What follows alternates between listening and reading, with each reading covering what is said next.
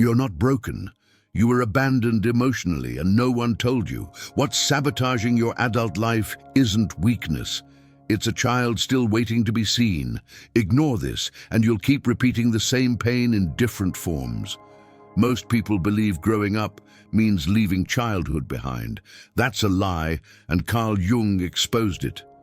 The child you once were didn't disappear. It learned how to survive in silence, shaping your fears, your relationships, and your self-worth from the shadows. The anxiety you can't explain, the patterns you keep repeating, the emptiness that success doesn't fill, none of that is random. It's the inner child, still active, still influential, still unheard. Here's the counterintuitive truth. Your inner child is not the problem, it's the key. When ignored, it sabotages your life. When recognized and cared for, it becomes the source of emotional healing, creativity, and psychological freedom. This video reveals how Jung understood the inner child, why repression creates suffering, and how reparenting yourself can radically transform your life from the inside out. If you stay until the end, you won't just understand this concept. You'll know how to apply it in real life, starting today. Because healing the inner child doesn't just change how you feel, it changes who you become. You didn't leave your childhood behind, you carried it forward quietly into every room you've ever entered. And whether you like it or not, that inner child is still there, watching how you love, how you fight, how you retreat, and how you hope. This isn't poetic fluff. Carl Jung made it painfully clear that unconscious patterns formed early don't fade with time. They evolve, disguise themselves, and run the show from behind the curtain.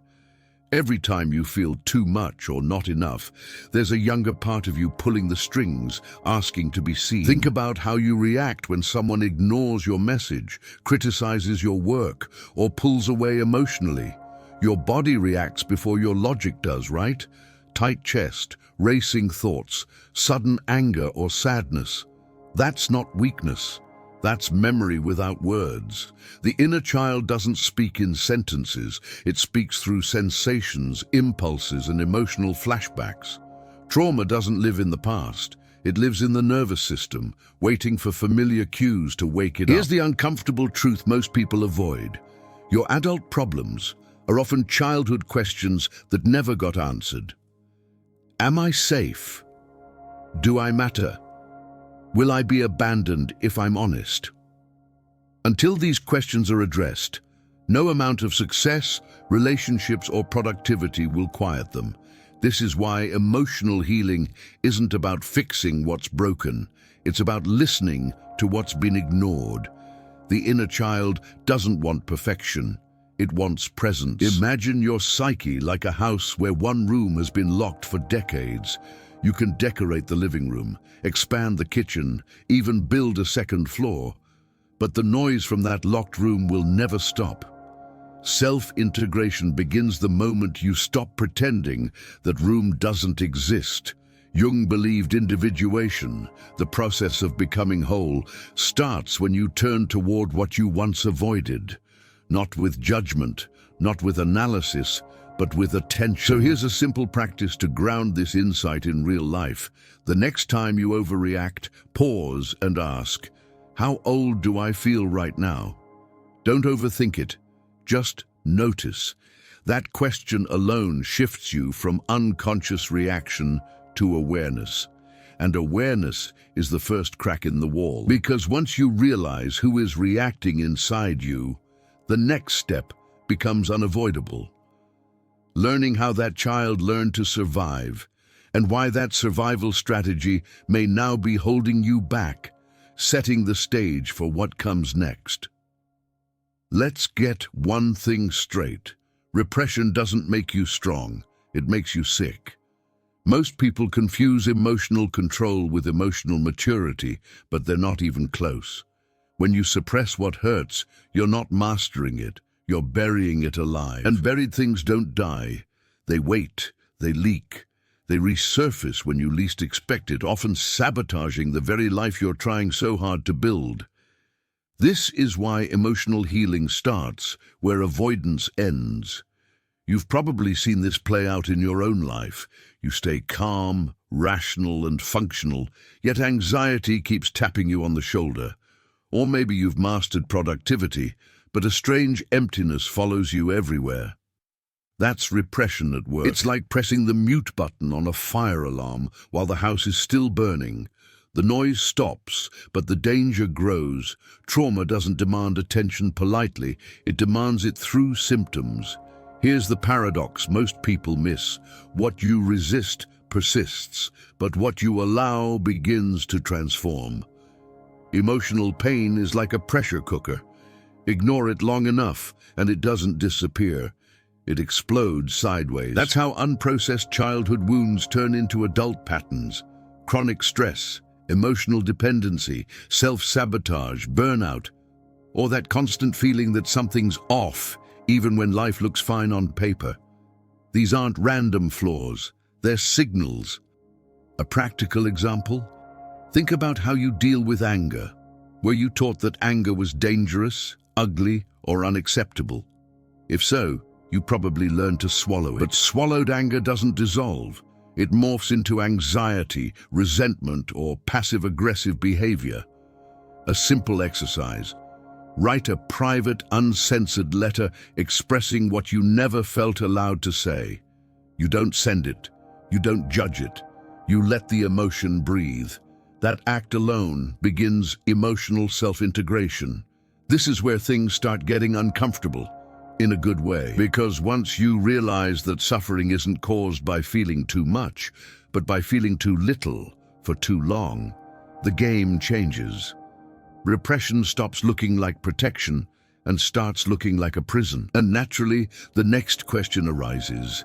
If suppressing the inner child causes suffering, what happens when that child finally fights back, demanding attention through exaggerated reactions and emotional chaos?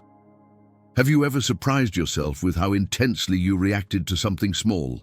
A comment that shouldn't matter, a delay in a reply, a look that felt dismissive. One moment you're fine, the next you're flooded. Anger, shame, panic, the urge to withdraw or explode. Here's the hard truth most people never hear. That reaction isn't about now, it's about then. What's responding inside you is not your adult self, but an old wound suddenly ripped open. Carl Jung understood this deeply. He saw that when the inner child isn't integrated, it hijacks the present with the emotional logic of the past. The nervous system doesn't care about timelines. When a situation feels familiar, your psyche reacts as if history is repeating itself. That's why your body reacts faster than your mind. By the time you try to think rationally, the wounded child is already in control, defending itself the only way it knows how. Picture this. A child who once learned that criticism meant rejection. Years later, that child lives inside an adult who can't tolerate feedback without feeling attacked. The adult says, "I'm just sensitive." But the truth runs deeper. Sensitivity isn't the problem. Unhealed memory is. Emotional healing begins the moment you stop shaming these reactions and start decoding them. Overreactions aren't flaws. They're messages written in emotional language. Here's something practical you can try the next time this happens. Instead of asking, "Why am I like this?" ask, "What does this remind me of?" That subtle shift changes everything. It moves you from self-judgment to curiosity.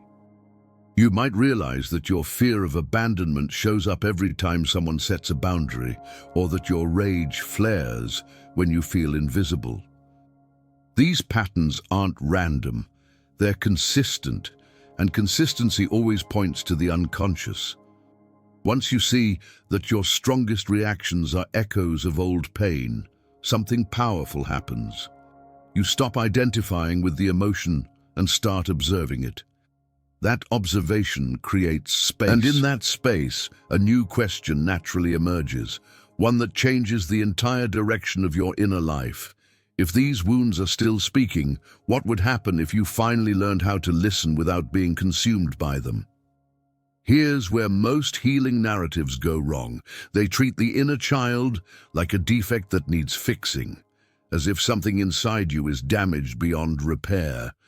But Carl Jung offered a far more liberating perspective. Nothing essential in you is broken. What's wounded is what was never allowed to exist openly. The inner child isn't sick, it's silenced, and silence, over time, distorts even the healthiest parts of the psyche. Think of it like this. Imagine trying to hold a beach ball underwater. The harder you push it down, the more forcefully it shoots back up. That's what happens when emotional needs are denied for too long. The inner child doesn't disappear. It erupts in mood swings, addictions, relationship chaos, or a constant sense of dissatisfaction. Recognition, not correction, is the real medicine. Being seen changes everything. You may have grown up hearing phrases like, "Don't be so sensitive," "Stop crying," or "Handle it yourself." Those messages weren't harmless. They taught your inner child that love was conditional and expression was dangerous. As an adult, you may now pride yourself on independence, resilience, or emotional control, yet feel strangely disconnected from joy. That's the cost of invisibility. What's unrecognized doesn't heal, it hides. A powerful practice here is learning to name what you feel without trying to fix it. Instead of saying, "I shouldn't feel this way," try, "Something in me feels scared right now." That small shift validates the experience without drowning in it. You're not indulging weakness, you're practicing self-integration. This is how psychological maturity actually forms, by allowing emotions to exist without letting them run the show. Once you stop seeing the inner child as a problem and start seeing it as a part asking for legitimacy, your inner landscape begins to change. Compassion replaces control. Curiosity replaces shame. And slowly, a deeper question takes shape beneath the surface. If recognition is the first step, what kind of inner strength is required to hold this child with care instead of pushing it away? Most people think maturity means having it all together. No cracks, no tears, no emotional mess. But that idea is one of the most damaging myths you've ever inherited. Control is not maturity, it's armor. And armor worn too long becomes a cage. Carl Jung made it clear that real psychological maturity isn't about suppressing emotion, but about developing the inner capacity to hold it without collapsing or exploding. You've probably told yourself at some point, "I just need to be stronger. I shouldn't feel this way," or "I'll deal with it later." That's not strength, that's postponement. True strength shows up when you can stay present with discomfort instead of numbing it or acting it out. Think of maturity less like a wall and more like a container. A mature psyche can contain pain the way a steady hand holds a trembling cup, firm but gentle. Here's a concrete example. Imagine you feel a wave of sadness or anxiety in the middle of a busy day. The old pattern is to distract yourself, scroll, work harder, push through. A mature response is different. It's pausing for 30 seconds, taking a slow breath and internally saying, "I see you. We'll get through this." That may sound simple, almost too simple, but simplicity is often where real power hides. Emotional self-regulation starts with presence, not force. This is where many people get it twisted. They think caring for themselves means indulging every impulse or avoiding responsibility. It doesn't. Care means guidance. Just like a good parent doesn't shame a child for crying, but also doesn't let the child run into traffic, inner maturity balances compassion with boundaries. You allow the feeling, but you don't let it hijack your behavior. That balance is the foundation of emotional healing. And once you taste this shift, from control to care, you start to notice something quietly profound. The inner child calms down, not because it's been silenced, but because it feels accompanied.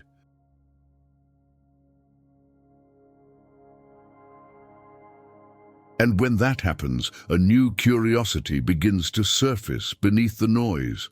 If care is the true mark of maturity, what happens when you stop parenting yourself the way the world did and start doing it consciously, from the inside? At some point, You learned that being fully yourself wasn't safe, so you adapted. You put on a mask. Maybe it was the mask of strength, the one that never asks for help. Maybe it was the mask of competence, always useful, always reliable. Or the mask of success, chasing approval like oxygen. These weren't conscious choices, they were survival strategies, built by a younger version of you who did the best they could with what they had. Here's the thing most people never realize. Masks aren't lies, they're solutions. They once protected you from rejection, humiliation, or abandonment. But what protects you in childhood can imprison you in adulthood. Wearing a mask for too long is like holding your breath underwater.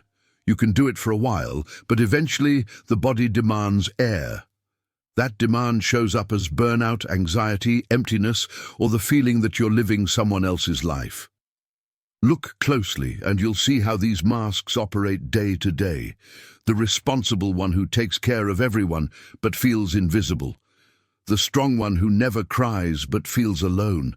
The successful one who achieves more and more yet never feels satisfied. None of these masks are random. Each one was shaped around a belief the inner child absorbed early on.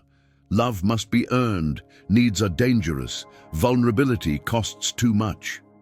A simple but revealing exercise. Ask yourself, who do I become when I'm afraid of losing love? The answer often exposes your primary mask. Do you overgive? Do you withdraw? Do you perform? Just noticing this pattern begins the process of self-integration. You're no longer unconsciously possessed by the role, you're observing it, and observation weakens identification. As these masks start to loosen, something unsettling yet liberating happens. You begin to feel the raw emotions they were covering. That's not regression, it's progress.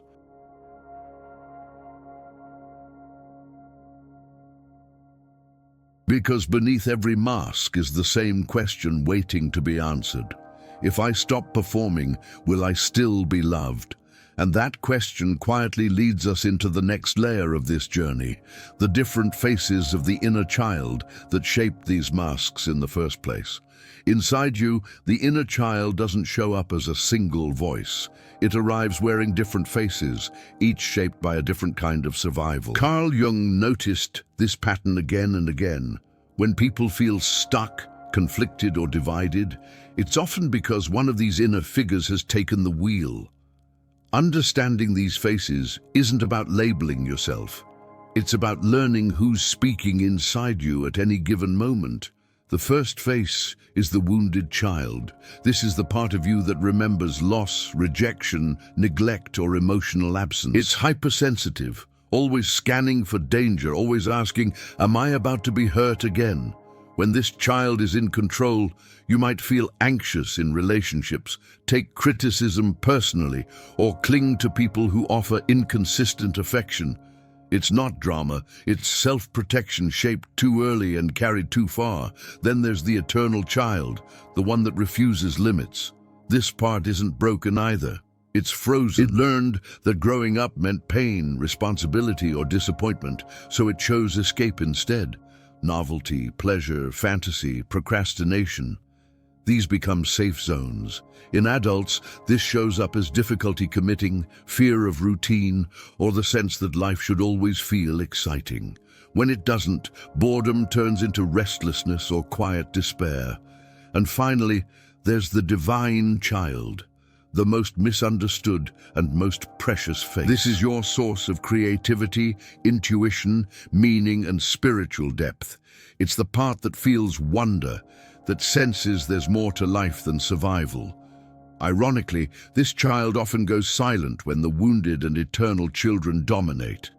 Pain and avoidance crowd out inspiration. The light doesn't disappear, it waits. You can begin working with these faces in a very practical way. When you notice a strong impulse, ask, is this fear speaking? Is this avoidance? Or is this creativity asking for space?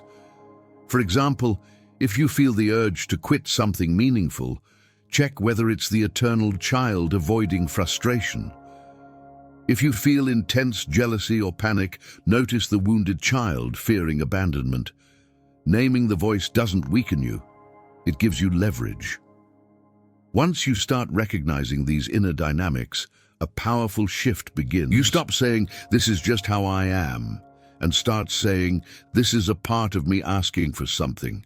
And that awareness naturally leads to the next unavoidable question.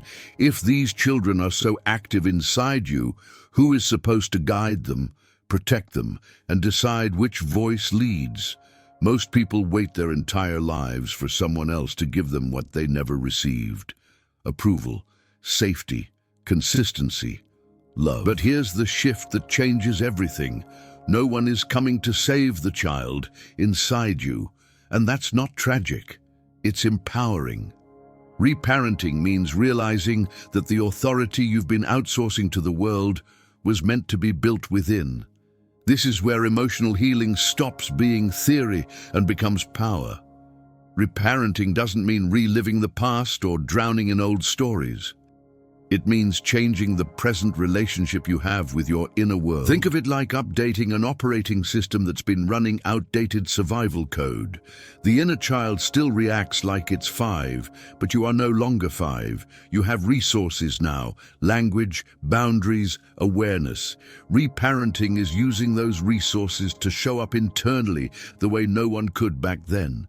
Let's bring this down to earth. Imagine you feel the familiar pull towards someone who treats you inconsistently. The wounded child wants to chase, prove, cling. Reparenting sounds like this: "I know you want closeness, but this isn't safe, I've got you." And then you act accordingly by stepping back, not because you're cold, but because you're protective. That's not self-denial, that's self-respect in action. Another simple but powerful practice: speak to yourself the way you would speak to a sensitive child you genuinely care about. When you mess up, notice the tone of your inner voice. Is it harsh? Dismissive? Imagine saying those words to a child's face. If it feels cruel, it probably is. Reparenting means replacing that voice with one that's firm but kind, honest but supportive. Over time, this rewires your emotional responses at a deep level. And here's the part no one warns you about. When you start reparenting yourself, the world around you changes. Some relationships fall away. Old coping mechanisms lose their grip. The inner child begins to trust you, and when that trust forms, something unexpected starts to emerge from beneath the wounds. Not just stability, but energy. Not just calm, but creativity, which leads us straight into what happens when the child is no longer just surviving, but finally free to become something more.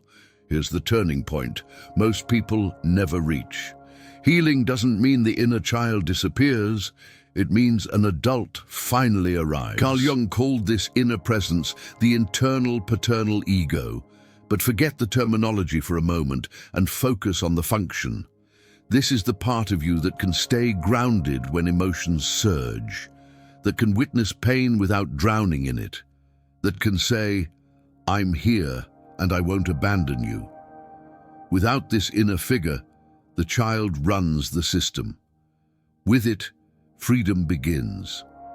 Think of your inner world like a car. The inner child brings energy, sensitivity, and instinct, but it was never meant to drive alone. When it does, every bump feels like a catastrophe. The internal paternal ego is the steady driver, alert, calm, responsive. It doesn't silence the child in the back seat. It listens, reassures, and keeps the direction steady. This is emotional maturity in its truest form, not dominance, but leadership. You can feel this shift in everyday moments. Someone criticizes you, and the familiar sting arises. Instead of reacting instantly, snapping back, shutting down, spiraling, you pause. Internally, you name what's happening. This hurts because it reminds me of being dismissed. That naming is powerful. It separates awareness from emotion. Then comes the paternal response. You're safe. This moment doesn't define you. That's not positive thinking. It's containment. To cultivate this inner authority, Start small and concrete. When emotions spike, place one hand on your chest and slow your breathing for 10 seconds. Ground the body first. The psyche follows. Then ask yourself, what does this part of me need right now? Comfort, clarity, or boundaries? Sometimes the answer is rest. Sometimes it's saying no. Sometimes it's doing the hard thing anyway, but with compassion instead of self-violence. This is self-regulation becoming lived experience. As this internal structure strengthens, something subtle but profound happens. Emotional chaos loses its grip. You're no longer dragged by every trigger or craving. The child begins to trust that someone competent is finally in charge. And trust changes everything. Because once safety is established inside, the deepest potential of the psyche, creativity, meaning, purpose, starts knocking again, quietly at first, preparing the ground for the final transformation that follows. There's a moment, quiet, almost unremarkable, when everything starts to change. Not because life suddenly gets easier, but because you are no longer at war with yourself. When the inner child finally feels safe, it stops screaming through anxiety, craving, or sabotage. It doesn't need to. Safety rewires the psyche faster than discipline ever could.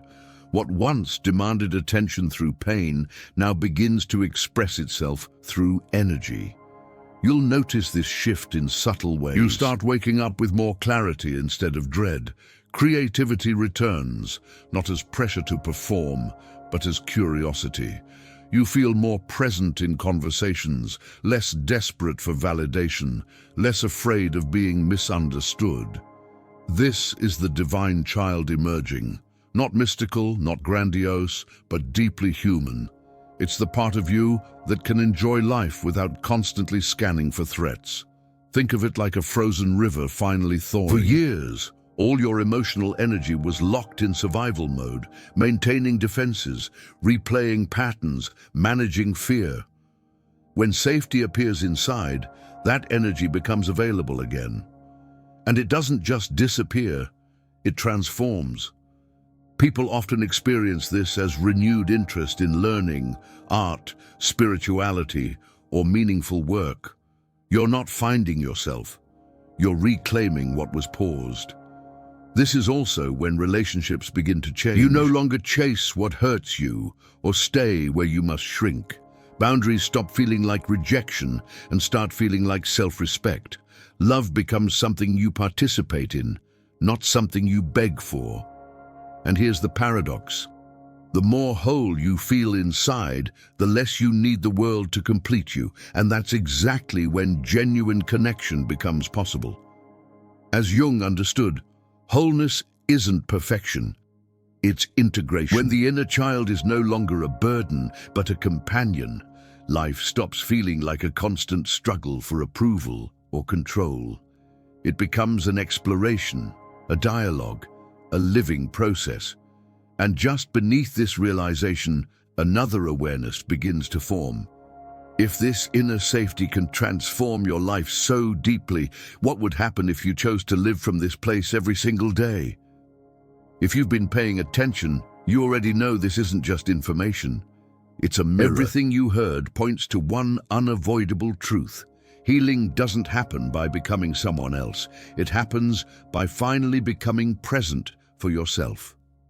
The inner child you've carried for years isn't asking for perfection, success, or spiritual performance. It's asking for consistency, for honesty, for someone inside you who doesn't disappear when things get uncomfortable. Now, the real question is simple but uncomfortable. What are you going to do with this awareness? Will you keep reacting from old wounds, hoping the world changes first? Or will you start practicing small daily acts of reparenting, pausing before reacting, setting one honest boundary, choosing self-respect over self-betrayal? Transformation doesn't arrive as a dramatic breakthrough. It shows up as a quiet decision repeated every day. Ask yourself, where in your life are you still abandoning yourself to feel accepted? Which pattern are you ready to stop repeating, even if it feels unfamiliar? And what would change if just once you treated your pain as a signal instead of a flaw? This work isn't easy, but it's liberating, because the moment you stop running from your inner child, you stop running from your life. And when that happens, anxiety loosens its grip, relationships shift, and your energy comes back home. Not all at once, but steadily, honestly, for real. If this journey spoke to you, don't walk it alone. Subscribe to Mind's Silent Echo, activate notifications, and stay with us as we continue exploring depth psychology, self-integration, and the inner work most people avoid, but desperately need. And now tell me in the comments, what part of your inner child are you finally ready to listen to?